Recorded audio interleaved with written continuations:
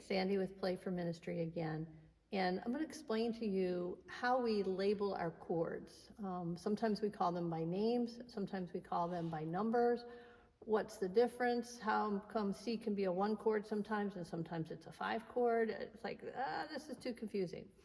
So let's go over a few things together. First of all, we've already talked about a chord is a combination, generally 3 notes, sometimes more, and they're built off of the scale, the tones that they are in the scale.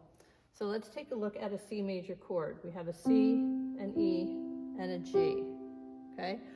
Any combination of C, E, G is always a C chord. And when I say C chord, I'm talking about C major. People just throw out a letter name for a chord, they're talking about the major chord. So when I say C, we're talking about C major. It's a C, E, and a G. Now it could be a C here, an E here, and a G down here. If I could play those 3 notes at the same time, I would still be playing a C chord. They're just spread out, mixed up. But a C chord is spelled C-E-G. You can flip-flop it, spread it out, squish it together, anything you want, but that's always a C chord. Just like my name is always Sandy. But I play a lot of different roles.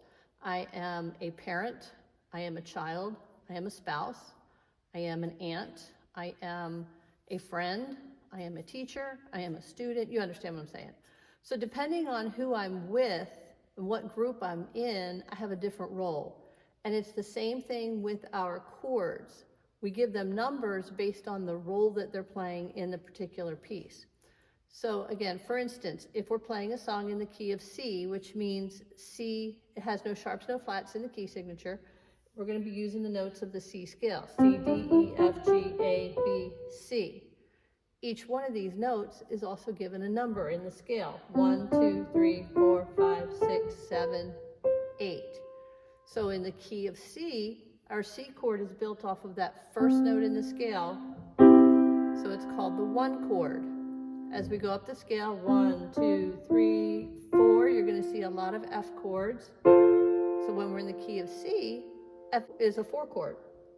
And then also we're going to see G. So what is G? 1, 2, 3, 4, 5. You're going to see some G chords. So when you're playing in the key of C, you're going to see a lot of G chords. They're going to be called 5 chords because they're built off that 5th note of the scale. But our C chord is a 1 chord in this key signature.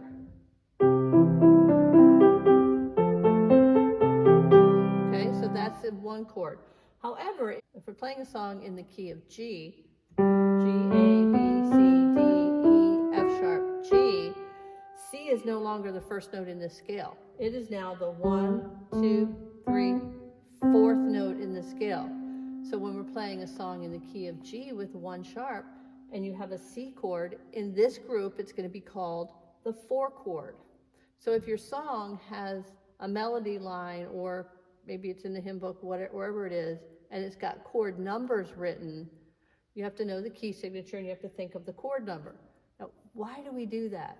Because that makes it super easy to transpose. If I know that in the key of C, I'm playing C's, F's, and G's, and then somebody comes in and says, can you lower this song for me? It's a really high, and you want to lower it down to that key of G. Now I know I'm going to be using G chords, C chords, and D chords. So wherever the 1 was, instead of playing C, I'm going to drop down.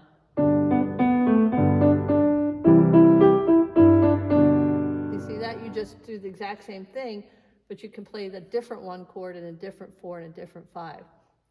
So you really do want to get used to both variations of it. You want to know what a C chord is. If somebody says, I need a C chord, you want to be able to play a C chord. But if you're talking about a lot of the hymns, there's so many hymns that can be played with just a 1 chord, a 4 chord, and a 5 chord. So if you can figure out what those 3 chords are in the key signature that it's showing, you can play the chords for that song. So I hope that makes sense. The name of the chord is always, the letters are always the same. A C chord is always going to be a C chord. It's always going to have the same notes. It's always a C, E, G.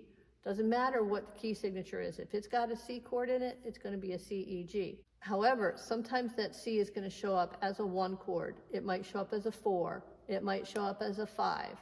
You just have to see the key signature. So don't let that confuse you. It's really, once you get used to the 1, 4, 5 concept, it really is going to open a lot of doors for you. If you have any questions, pop them in the comments, and always a like, a subscribe, a comment, share, all those things help keep these videos coming to you. This is Sandy at Play for Ministry. I'll be talking to you later.